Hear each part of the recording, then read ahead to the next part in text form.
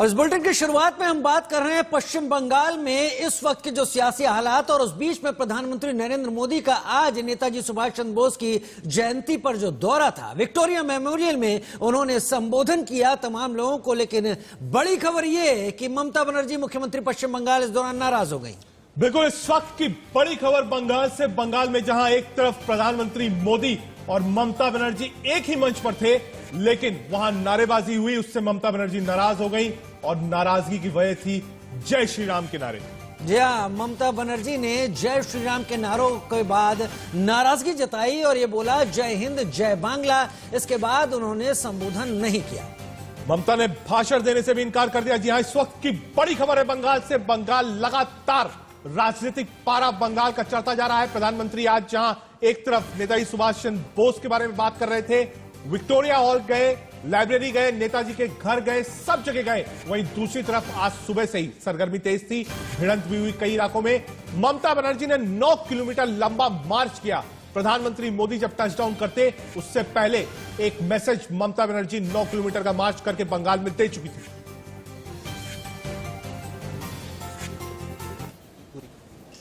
एक गवर्नमेंट का प्रोग्राम है, कोई पॉलिटिकल पार्टी का प्रोग्राम नहीं है, और पॉलिटिकल पार्टी का और गरम पब्लिक का प्रोग्राम है। मैं तो आभारी हूं प्रधानमंत्री जी का, कल्चरल मिनिस्ट्री का, कि आप लोगों ने कोलकाता में प्रोग्राम बनाया, लेकिन किसी को आमंत्रण करके, निमंत्रित करके उसको बेइज्जत करना ये आपको शोभा नहीं देता। मैं फिर आप लोगों को कहेंगे, on protest of that I am not telling anything. जय हिंद जय बांग्ला। ये वही जय श्री राम का नारा है जिस नारे के चलते ममता बनर्जी ने अपनी गाड़ी रोकी थी, उतर कर आई थी, डांटी थी, और इसी नारे को बीजेपी ने पकड़ लिया था और इसी से बीजेपी ने अपनी राजनीति शुरू करी थी। आज प्राइम मिनिस्टर नरेंद्र मोदी यानी बीजेपी के सबसे बड़े चेहरे जब उतरे, सब कुछ हुआ, लेकिन नाराजगी ममता बनर्जी। सीधे चलेंगे सब्यसाची के पास जो कि विक्टोरिया मॉल से वहां साथ जुड़े। सब्यसाची, नाराज क्यों हो गई ममता दीदी? जी बिल्कुल आपने ठीक कहा कि ममता बनर्जी खफा हो गई, नाराज हो गई, क्योंकि जब वो पोडियम पे चढ़ी और स्टेज पे उनको निमंत्रण किया कि 2 शब्द कहे, तभी क्राउड से स्लोगनिंग हुआ और जय श्री राम के नारे लगे और ममता बनर्जी को रोकने के लिए भी नारे लगे कि उनको उनकी जो भाषण है वो नहीं सुनेंगे, जिसके बाद वो खफा हो गई और उन्होंने कहा कि ये एक ऑल पॉलिटिकल पार्टी इवेंट है, ये कोई सिंगल पॉलिटिकल पार्टी इवेंट नहीं है, और यहाँ पे उनको निमंत्रण करके उनके साथ जो बदतमीजी की जा रही है उसके प्रोटेस्ट में वो बातचीत नहीं करेंगी। तो साफ तरीके से ममता बनर्जी पूरे प्रेस कॉन्फ्रेंस में अगर आप देखें काफी नाराज थी पूरे मामले को लेके, क्योंकि पहले भी ठीक नहीं था कि ममता बनर्जी ये प्रोग्राम अटेंड करेगी या नहीं, क्योंकि देखिए कल्चरल मिनिस्ट्री से उनको निमंत्रण भेजा जरूर गया था, बट सुबह भी उन्होंने साफ तरीके से नहीं कहा था कि वो ये फंक्शन अटेंड करेगी या नहीं, क्योंकि सुबह जो 9 किलोमीटर जो लंबा उन्होंने मार्च किया, मार्च के बाद जब संबोधित किया तो काफी उन्होंने जो सेंट्रल गवर्नमेंट के खिलाफ कहा, प्रधानमंत्री के खिलाफ उन्होंने बयानबाजी की, जिसके बाद ये नहीं लग रहा था कि वो शामिल होंगी प्रोग्राम में, बट उन्होंने जो शामिल हुआ उसके बाद ये जो नारेबाजी हुई उसको लेके ये काफी खफा है। ठीक है, ब्रजेश पांडे भी हमारे साथ ज्यादा जानकारी के साथ जुड़ गए। ब्रजेश, एक ऐसा दिन था जब आज प्रधानमंत्री और मुख्यमंत्री दोनों ही एक ही साथ एक ही पोडियम पे मौजूद थे। बंगाल में चुनाव भी लगातार, जो चुनाव की गहमा गहमी चल रही है आने वाले, वो भी चल रही है। जय श्री राम का नारा हमेशा ममता बीजेपी पर मढ़ती हैं और इसके जरिए बीजेपी पर लोगों के बीच में सांप्रदायिकता फैलाने का एक आरोप लगाती हैं। लिहाजा आज उनका तल्ख होना कहीं बहुत स्वाभाविक था और इसके जरिए, इस नाराजगी के जरिए उन्होंने बंगाल में तमाम लोगों को अपनी तरफ से टीएमसी का एक मैसेज भी दे दिया। बिल्कुल मैसेज दे दिया और ये साफ कर दिया कि वो एक पुशओवर नहीं है। और जिस तरह से जैसा कि अभी बता रहे थे कि जय श्री राम का नारा लगता था तो बीच में ममता बनर्जी बहुत रिएक्टिव हो गई थी, लेकिन बाद में उन्होंने अपनी स्थिति को संभाला और उन्होंने इस मसले पर रिएक्ट करना बंद किया। तो बहुत सारे लोगों का मानना है कि जब आप किसी एक पर्टिकुलर स्लोगन को लेकर ज्यादा रिएक्ट करने लगते हैं तो ये आपकी झुंझलाहट और आपकी हताशा को भी दिखाता है। लेकिन ममता बनर्जी ने जिस तरह से मामले को हैंडल किया, ये उनके परिपक्व राजनीतिक होने की भी निशानी है। और साथ ही साथ एक मैसेज ये भी गया कि एक नो होल्ड्स बार्ड बैटल है बीजेपी और तृणमूल कांग्रेस के बीच पश्चिम बंगाल की सियासत, पश्चिम बंगाल की सत्ता को लेकर। तो ये स्पष्ट है कि आगे भी ममता बनर्जी इस तरह लगातार अटैक करती रहेंगी, लेकिन जो हुआ उसकी उम्मीद मुझे लगता है बहुत ही कम लोगों को होगी। जिस तरह से ममता बनर्जी डायस पे आई और उन्होंने जो स्लोगन चिल्ला रहे थे, जो नारे लगा रहे थे, उन लोगों को आड़े हाथों लेते हुए कहा कि कैसे जब बुलाया जाता है तो अपमानित नहीं किया जाता। तो एक तरह से उन्होंने बीजेपी और प्रधानमंत्री पर भी निशाना साधा कि कैसे ये जो भी हुआ ये एक सुनियोजित और प्रायोजित था। ब्रिजेश, एक चीज और आपसे समझना चाहूंगा। इससे पहले हमने देखा था अमित शाह के कई दौरे हुए बंगाल के, बीजेपी अध्यक्ष जेपी नड्डा भी बंगाल गए। आज प्रधानमंत्री मोदी मिशन बंगाल पे थे, लगभग 4-4.5 घंटा उन्होंने बंगाल को दिया। फीडबैक क्या है बीजेपी का आज? देखिए, बीजेपी बेहद उत्साहित है। बीजेपी को आप किसी भी बीजेपी के बड़े नेता से बात कीजिए, उनका साफ तौर पे कहना है कि आज आपको भले ही हमारी स्थिति उतनी नहीं लग रही होगी, या हम जब ये कहें कि हम 2/3 बहुमत जीतेंगे तो आपको अतिशयोक्ति लग रही होगी, लेकिन आप याद कीजिए 2019 का चुनाव, जब हम कहते थे कि हम कम से कम 20 सीट जीतेंगे तो कोई हमें 5 सीट भी देने को तैयार नहीं था। और बीजेपी ने 18 लोकसभा सीट वेस्ट बंगाल से जीती, जो बीजेपी के अब तक का करियर बेस्ट परफॉर्मेंस है। उनका कहना है कि जिस तरह से आज एक तरह से आप मान सकते हैं कि पश्चिम बंगाल में बीजेपी ने अपना बिगुल बजा दिया है पश्चिम बंगाल को जीतने का। प्रधानमंत्री की ये जो प्रधानमंत्री का जो दौरा था, प्रधानमंत्री के जो कार्यक्रम थे, ये आज ऑफिशियली बीजेपी की रणनीति का ऐलान माना जा सकता है पश्चिम बंगाल में। कल के बाद से आप देखिएगा अगले हर हफ्ते 10 दिन के अंदर में जेपी नड्डा, अमित शाह और तमाम कैबिनेट मंत्री और जो कई हिस्सों में जिनको बांटा गया है, जैसे केशव प्रसाद मौर्य है उत्तर प्रदेश के, और भी अन्य राज्यों के मुख्यमंत्री और मंत्री, उन सबका दौरा चालू हो जाएगा। बीजेपी किसी भी हालत में पश्चिम बंगाल जीतना चाहती है। और आपने देखा ही है कि जब बीजेपी चुनाव लड़ती है तो हार और जीत एक तरफ होती है, लेकिन दिल्ली जैसे प्रदेश में भी जो एक तरह से हाफ स्टेट कहा जा सकता है, और केवल जहां बीजेपी को केवल 7 सीट मिली, वहां भी उन्होंने अपनी पूरी ताकत झोंक दी। तो पश्चिम बंगाल तो उनके लिए, उनको लगता है कि पश्चिम बंगाल में इस बार वो जीत हासिल कर सकते हैं, तो उसमें वो किसी भी प्रकार की कोई कोर कसर नहीं छोड़ेंगे। ठीक है, बने रहिए ब्रजेश हमारे साथ, आपसे और भी तमाम जानकारियां लेंगे, क्योंकि प्रधानमंत्री थे और प्रधानमंत्री मौजूद थे, और उस बीच में प्रधानमंत्री ने भी एक मैसेज दिया और अपनी तलखी के जरिए ममता ने भी एक मैसेज अपने वोटर्स तक पहुंचाई दिया। अब बार बार राजीव इस बात को कह रहे थे कि कुछ ना कुछ सरप्राइज होगा, हालांकि क्योंकि ऐसा माहौल था कि वहां से प्रधानमंत्री ने बहुत ज्यादा पॉलिटिकल भाषण नहीं किया, लेकिन प्रधानमंत्री मोदी ने स्वास्थ्य स्कीम का जिक्र किया है। वो स्वास्थ्य स्कीम जो बंगाल ने अपने यहां लागू होने नहीं दी है। पश्चिम बंगाल में ममता ने भी फार्मर्स का इशू पकड़ा हुआ है, उन फार्मर्स की भी बात अपने डायस से प्रधानमंत्री मोदी ने की और सरप्राइज दिया ममता बनर्जी ने नाराज होकर कि मैं भाषण नहीं दूंगी। क्या कुछ कहा प्रधानमंत्री मोदी ने, एक बार फिर से आपको दिखाते हैं। मैं आज बालक सुभाष को नेताजी बनाने वाली, उनके जीवन को तप, त्याग और तितिक्षा से घड़ने वाली बंगाल की इस पुण्य भूमि को भी आदरपूर्वक नमन करता हूं। नेताजी की स्मृति में एक स्मारक सिक्का और डाक टिकट जारी किया गया है।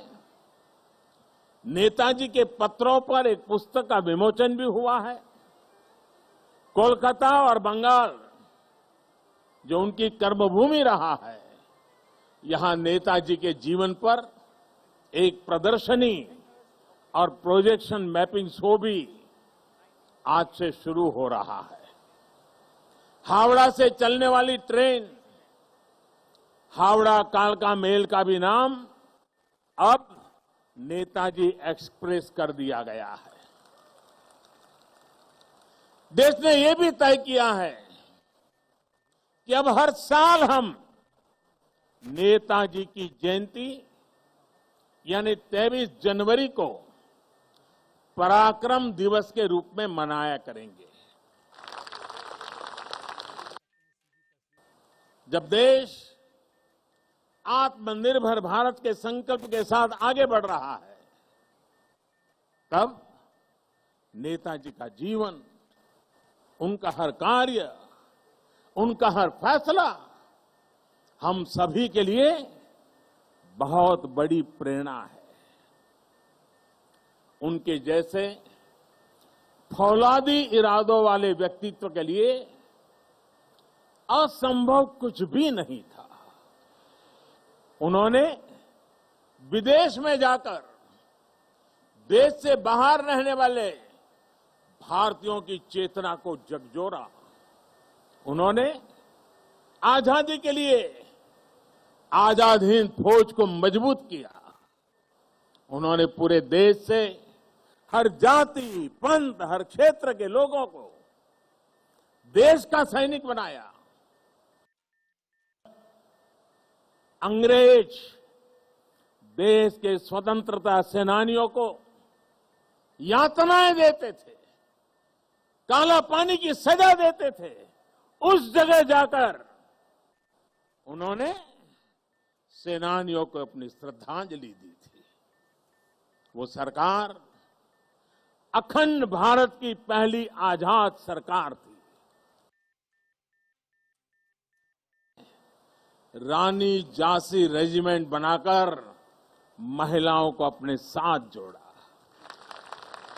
उन्होंने फौज के सैनिकों को आधुनिक युद्ध के लिए ट्रेनिंग दी। उन्हें देश के लिए जीने का जज्बा दिया, देश के लिए मरने का मकसद दिया। नेताजी ने कहा था, भारत डाक छे रोकतो डाक दिए छे रोकतो के। ओठो दांडाओ आमोदेर नोस्टो करार मतो सोमोय नोय। अर्थात भारत बुला रहा है, रक्त रक्त को आवाज दे रहा है, उठो, हमारे पास अब गंवाने के लिए समय नहीं है। हम और आप आजाद भारत में सांस ले सके। हिंदुस्तान का एक एक व्यक्ति नेताजी सुभाष बाबू का ऋणी है। 130 करोड़ से ज्यादा भारतीयों के शरीर में बहती रक्त की एक एक बूंद नेताजी सुभाष की ऋणी है। ये ऋण हम कैसे चुकाएंगे? ये ऋण क्या हम कभी चुका भी पाएंगे? अपना खून पसीना बहाकर देश के लिए जिए, अपने परिश्रम से, अपने इनोवेशन से देश को आत्मनिर्भर बनाए।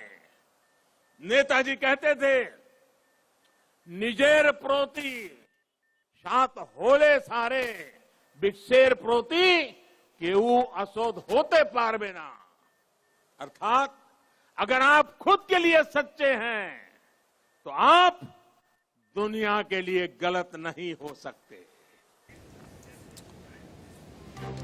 प्रधानमंत्री नरेंद्र मोदी को आप सुन रहे थे। पराक्रम दिवस कार्यक्रम में नाराज हुई हैं ममता बनर्जी। आज की सबसे बड़ी राजनीतिक खबर यही है कि नारेबाजी से नाराज हुई हैं ममता बनर्जी। मोदी के मंच पर ममता बनर्जी पश्चिम बंगाल के मुख्यमंत्री नाराज हो गई और ममता ने भाषण देने से भी इनकार कर दिया। इस दौरान जय श्री राम के नारों के बीच ममता बोली, जय हिंद जय बांग्ला। जी हां, एक तरफ जय श्री राम और एक तरफ जय बांग्ला। यही है बंगाल का चुनाव।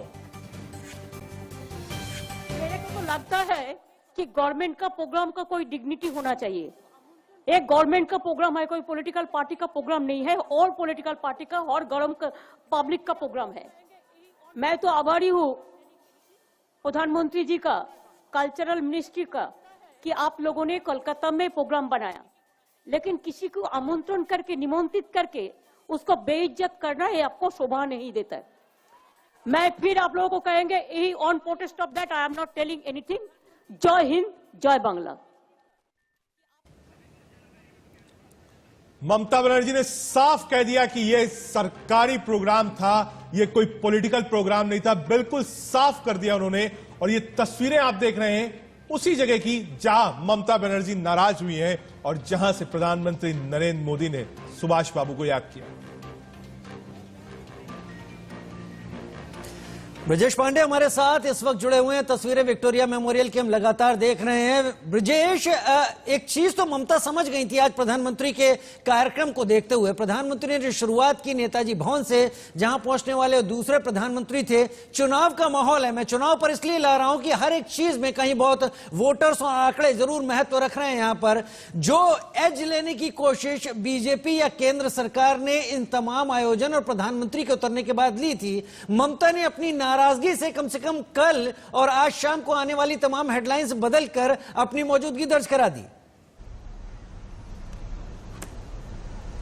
हाँ, बिल्कुल ये कहा जा सकता है, क्योंकि जिस प्रकार से ये पूरे का पूरा प्रोग्राम था, किसी को उम्मीद नहीं थी कि पहले काफी लोगों को उम्मीद नहीं थी कि ममता बनर्जी उस प्रोग्राम में जाएंगी, लेकिन ममता बनर्जी गई, वहां वो उपस्थित रहे। आप दोनों लीडर्स की बॉडी लैंग्वेज देखिए, जो पिक्चरें सोशल मीडिया पे आ रही उससे साफ था कि माहौल में कितना ज्यादा टेंशन था। दोनों नेताओं ने एक दूसरे से बात नहीं की, एक दूसरे की तरफ देख नहीं रहे थे, और ऐसे में ममता बनर्जी का जो आउटबर्स्ट था उससे ये साफ है कि जो 100% कवरेज एक तरफ होने वाली थी, वो डेफिनेटली उसमें अब 40% ममता बनर्जी की नाराजगी भी झलकेगी। देखिए, अभी चुनाव शुरू हुआ है और ये चुनाव वर्चस्व की लड़ाई का चुनाव है। बीजेपी के लिए पश्चिम बंगाल जीतना बेहद अहम है, और इसके चलते बीजेपी ने जिस प्रकार की एक रणभेरी का वो किया है और तमाम नेता और टॉप कैबिनेट मिनिस्टर्स जाना शुरू कर रहे हैं, बीजेपी इसमें कोई कसर नहीं छोड़ेगी। लेकिन वहां के पर्यवेक्षकों का यह भी मानना है, वहां के जो जानकार लोग हैं, कि स्थिति इतनी भी आसान नहीं है बीजेपी के लिए जितना कुछ लोगों की तरफ से कहा जा रहा है। अभी भी भाजपा को ममता बनर्जी के लेवल का लोकल लीडर कोई नहीं मिला है, और भाजपा में ही भी ओल्ड भाजपा और नई भाजपा को लेकर काफी गहमा गहमी चल रही है। तो इसलिए अभी कुछ कहना अब बहुत मुश्किल होगा कि क्या भाजपा को एक एज मिल गया, जिस तरह से तृणमूल कांग्रेस के कई नेता भाजपा को ज्वाइन कर रहे हैं, क्या ममता बनर्जी बैकफुट पे हैं और इस तरह से वो रिएक्ट कर रही है, अभी कहना बहुत जल्दबाजी होगी। लेकिन हां, ये जरूर आप मान के चलिए, राजीव, की एक बेहद दिलचस्प मुकाबला होगा टीएमसी और बीजेपी के बीच। ब्रजेश, जो इस पूरे प्रोग्राम की शुरुआत हुई थी, ममता बनर्जी ने खुद शंख बजाया था और शंखनाद करके इस पूरे प्रोग्राम की शुरुआत करी थी। उसके बाद जब मौका बोलने का आया तो वो अपने आप को उन्होंने अलग किया, कहा नारेबाजी हो रही है, पॉलिटिकल प्रोग्राम नहीं है, ये सब है। इसका जो पॉलिटिकल मैसेज है, क्योंकि ममता भी पुरानी फाइटर है, सड़क से लड़कर सत्ता उन्होंने हासिल करी है, बीजेपी समझती भी होगी इस बात को। बिल्कुल बीजेपी समझती है, और इसीलिए आप जिस तरह का बीजेपी का जो पॉलिटिकल इन्वेस्टमेंट है, आप उसे देखिए तो आपको साफ हो जाएगा कि बीजेपी इस चीज को कितनी गंभीरता से इसको न केवल समझती है बल्कि कितनी गंभीरता से लेती है।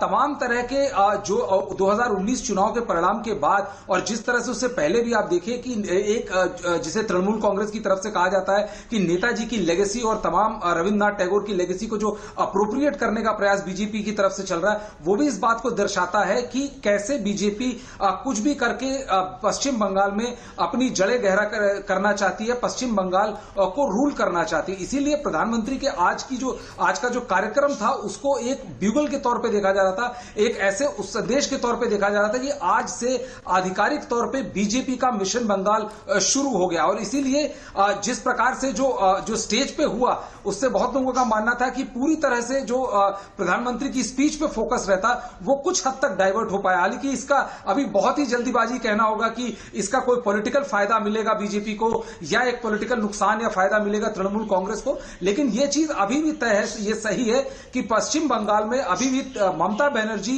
एक बड़ी नेता है, वहां की बड़ी नेता है, और बीजेपी को उनके टक्कर का अभी तक कोई नेता नहीं मिला, और यही इकलौती बीजेपी की अभी तक की परेशानी है पश्चिम बंगाल के चुनाव को लेकर। जय श्री राम के नारे से भाजपा को एक सांप्रदायिक खांचे में रखने की ममता की पुरानी कोशिश रही है, लिहाजा इससे वो चिढ़ती भी इसीलिए रही हैं क्योंकि इससे भाजपा अपने वोटों का ध्रुवीकरण बतौर ठीक ठाक तरीके से कर जाती रही। आज अगर उन्होंने तलखी दिखाई, आज अगर उन्होंने ये कहा कि ये चीजें अपमान करने वाली हैं, तो कहीं वो टीएमसी के अपने कैडर को, उसके साथ उस वोट बैंक को जिस पर वो निशाना साध रही हैं, उसको ये मैसेज देने में तो ममता कामयाब होती दिख रही हैं कि यहां पर उनका अपमान हुआ और इस तरीके से एक ध्रुवीकरण वाले नारे चले। ब्रजेश, बिल्कुल, लेकिन राजीव आपको यह भी समझना होगा कि कोई भी नेता यदि इस तरह के नारे को लेकर इस तरह से टची रिएक्शन देता है तो वो लिटरली अपने ओपोनेंट के हाथों खेलता है। आपको याद होगा जब शुरू में जय श्री राम के नारे लगने लगे थे और ममता बनर्जी कार से उतर के भीड़ को डांटने लगी थी, तो इस तरह की घटनाएं एकदम से काफी तेजी से आई और ऐसा माना जा रहा था कि तृणमूल कांग्रेस ने एक रीअसेसमेंट किया और उसके बाद से ममता बनर्जी ने इस तरह के नारों पर रिएक्ट करना लगभग बंद सा कर दिया और पिछले एक आध महीने में इस तरह की कोई घटना भी सामने नहीं आई कि जय श्री राम के नारे लगे हो और ममता बनर्जी ने counter retaliation on the spot किया हो। बहुत लोगों का मानना था जो टीम पीके है उसने भी एक एडवाइस किया कि इस तरह का रिएक्शन एक दूसरा मैसेज देगा और यदि एक तरह का ध्रुवीकरण ममता बनर्जी के फेवर में जाता है तो एक काउंटर पोलराइजेशन बीजेपी के फेवर में जाएगा। देखने वाली बात जो कि दिलचस्प रहेगी। ब्रिजेश, लगातार आप बता रहे हैं कि कैसे बंगाल का रण अब आगे बढ़ रहा है और रण की शंखनाद आज हो चुका है बोस बाबू की जयंती के